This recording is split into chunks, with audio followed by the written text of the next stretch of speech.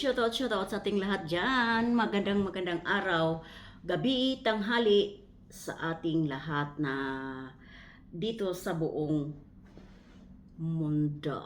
Ayan, shoutout sa inyong lahat dyan. Team Guapa, shoutout sa inyo dyan. Shoutout sa lahat ng mga kasamahan ko dyan sa grupo namin. Cell TV PH, Air Magalo Mix Vlog, Hasa 26 TV, Ate Glo Official, Kaberks TV, Sis Jacqueline Docosin, at Ate Lydia Nabida.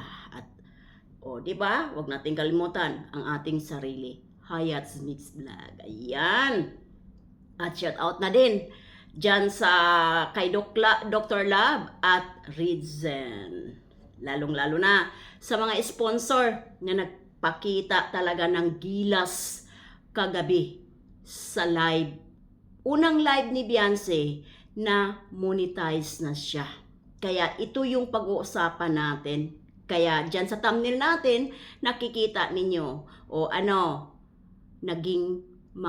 naging mudfish na tayo ngayon. Alam ninyo ba yung mudfish? I-google ninyo, i-search ninyo.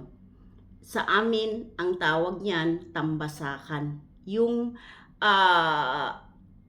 isda na nasa ilog. Ilog at dagat, yung nag-abot yung dagat at ilog. Sa may bibig ng ilog, malaking ilog at dagat, pumasok yung tubig dagat dyan. Dyan ninyo makikita ang mudfish. At i-search ninyo, i-google ninyo kung ano ang hitsura ng mudfish o tambasakan. Ang tambasakan o mudfish, yung mga mata ganyanan Kaya kagabi, sigurado yung mga mata nila ng mga inggitiro ay talagang hindi nila akalain na kumukuti-kutitap ng sari-saring ng kulay. Di ba? Doon napatunayan na yung sinasabi ninyong laos, dito ang tunay na ebidensya. Bakit? Yung mga sponsor na tahimik lang na sumusuporta at nakasubaybay pala sa buhay ni Beyonce mula noon, lalong-lalo na sa nangyayari sa kanya. Kaya nagulat kami. May mga sponsor noon sa mga charity vlogger na umalis sila. At kagabi, nagpapalipad sila. Diyos ko po. Sigurado talaga, nagsilakihan ang mga mata. Nagsilugwaan. At doon, sa mga nagpapalipad, si Beyonce nagpapasalamat sa lahat ng nagpapalipad sa pag-share ng blessing. Pero mayroong pumalag at nagpo-post doon sa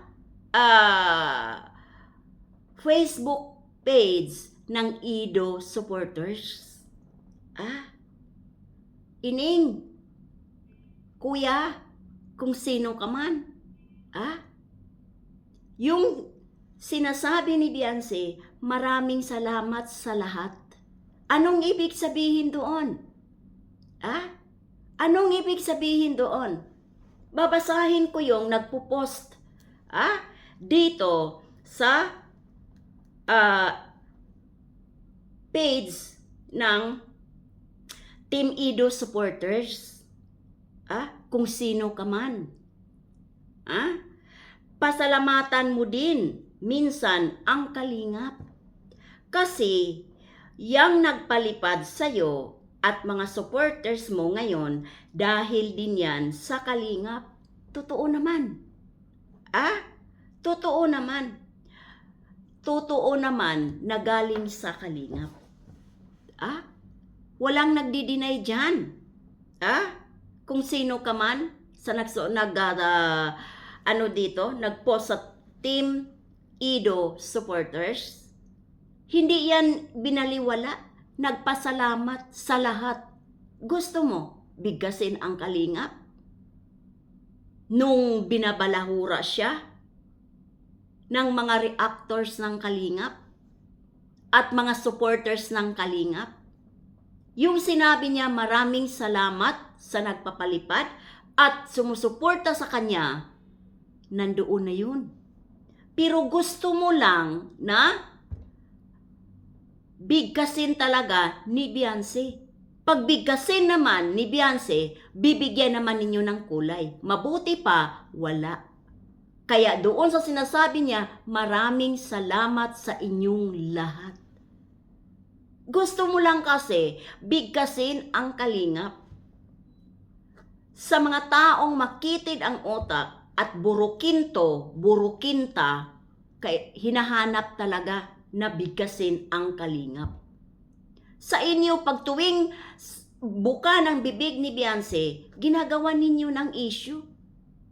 Katulad dito kay Sangkay. Katulad dito kay Sangkay. Na nagla-live daw, nagbabasa lang ng mga comments at nag-shoutout. Sangkay, si Beyonce lang ba ang ganon? Wala ka bang nakita?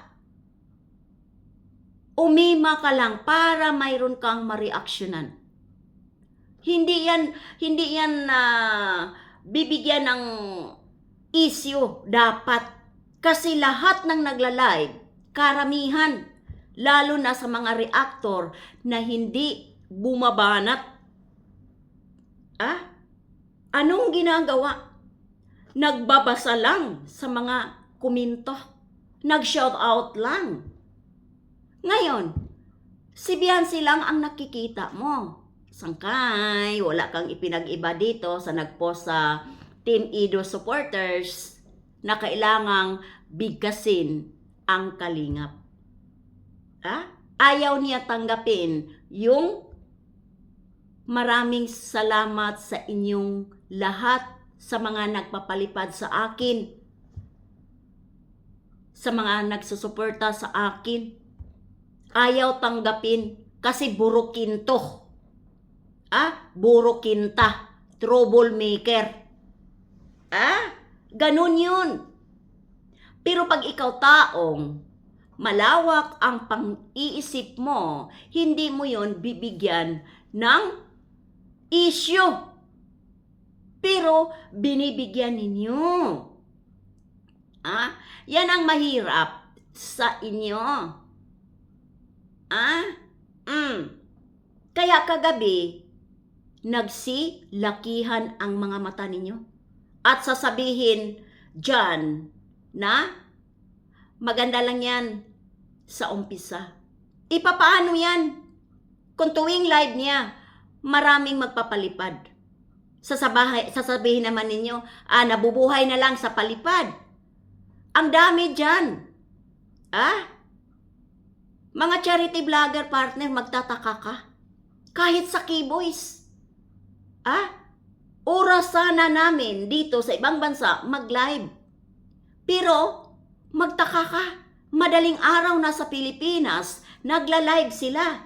Dahil alam nila, nagising pa ang taga-ibang bansa. So, ano ang tinitingnan doon? Palipad. Huwag tayong magpapahipokrito. Huwag tayong magpapahipokrito at magpahipokrita. Ang palipad ay dyan kayo, tayo, kumikita dahil karamihan sa mga nanonood nag-skip ng ads.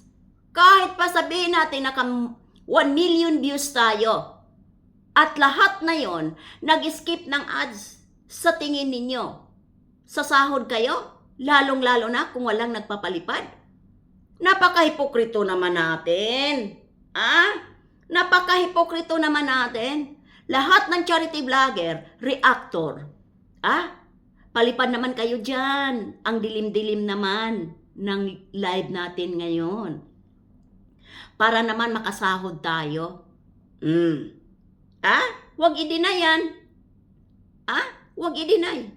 Kaya GP, huwag kang magpa-hipokrito. Naaanhin ang palipad. Ikaw nga palagi kang nagpaparinig. Nagpahalata ka lang na inggit kayo. Mahirap bang sabihin na ay talaga naman wala na tayong masabi? Inulan ng palipad ang batang ito. Napakaswerte. Hindi niyo masabi-sabi dahil ayaw ninyong aminin ang katotohanan. Kaya nga sabi ko dyan sa thumbnail ko nagsilakihan ang mga mata ninyo. Nagsiluwaan ang mga mata ninyo na para kayong mga mudfish. Tapos ngayon, nagkukunwari kayo, aanhin ang palipad, patawa lang. Yung mga kasamahan nga ninyo dyan, masasabi na lang namin, ano yan, walang tulugan? Nagbabantay, umaaga na tulog at madaling araw gumising para mag-live dahil naghahabol ng palipad, lalong-lalo na malapit na ang cut-off. Kahipokrituhan ninyo, kahipokritahan. Naiinggit lang talaga kayo kagabi kasi kumukuti-kutitap ng mga palipad. At ito namang nag-post sa Team Ido supporters, bitter lang. Ang palaya ka lang. Pag sinabing salamat sa kalingap, gagawan naman ninyo ng issue. Diba? Mag-move on na kayo. Hayaan ninyo yan si Beyonce. Kumikilos yan na mag-isa. Na walang nagtuturo.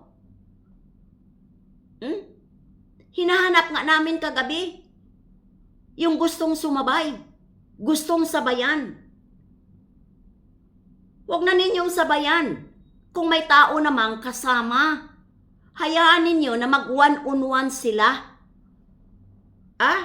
Diyan natin makikita. Diba? Ang ninyo, ang kikitid ng isip ninyo. Kaya dyan sa thumbnail talaga natin, sigurado ako, lahat tayo, kagabi, nagulat, napalaki yung mata natin. Diba? Tapos sasabihin ninyo, sa umpisa lang yan, aanhin naman niyang palipad. Ay, sus, Ginoo! Hindi ka ba nagpaparinig? Hindi ba kayo nagpaparinig? Napakulay naman kayo dyan. Nasaan na ba yung tagapakulay ko dito? Diba? Kalukuhan. Kaya kagabi, pinatunayan lang na sikat talaga si Beyonce. At na tamimi kayo. Ganun lang yun, guys. Kawawa naman kayo. At yung nagsasabi kung anong ibig sabihin ng clip change, sabi ay maswerte. Dahil bihira lang yan sa tao, lalo na sa Pilipino. Lalo na sa Pilipino, bihira lang, lalo na babae. Nakita ninyo yung live niya kagabi, nananampal yung clip change ni Beyonce. Talbog na kayo doon, di ba guys? Nung marami nang nagpalipad, lalong nagsilakihan at lumuluwa ang mga mata ninyo dahil hindi ninyo akalain. Kaya maraming salamat sa mga sponsor na talagang nag-aabang. At ayon, ipinakita nila yung buong suporta kay Beyonce. At binilang kung ilang sponsor ang nagpapalipad. 87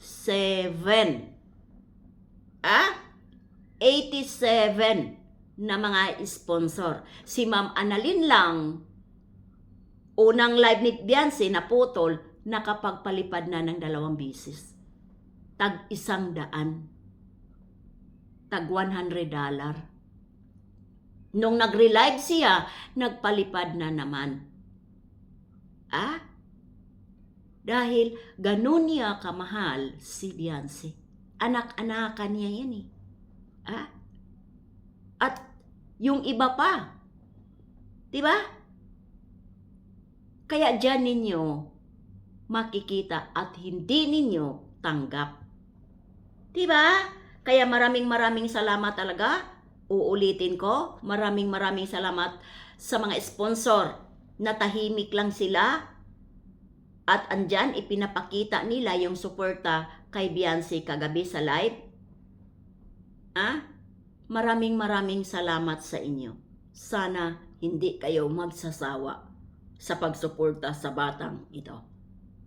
Kaya maraming salamat at more blessing to come sa inyo. Sa mga supporters na andoon kagabi, talagang masaya, natutuwa sa makukulay na gabi kagabi.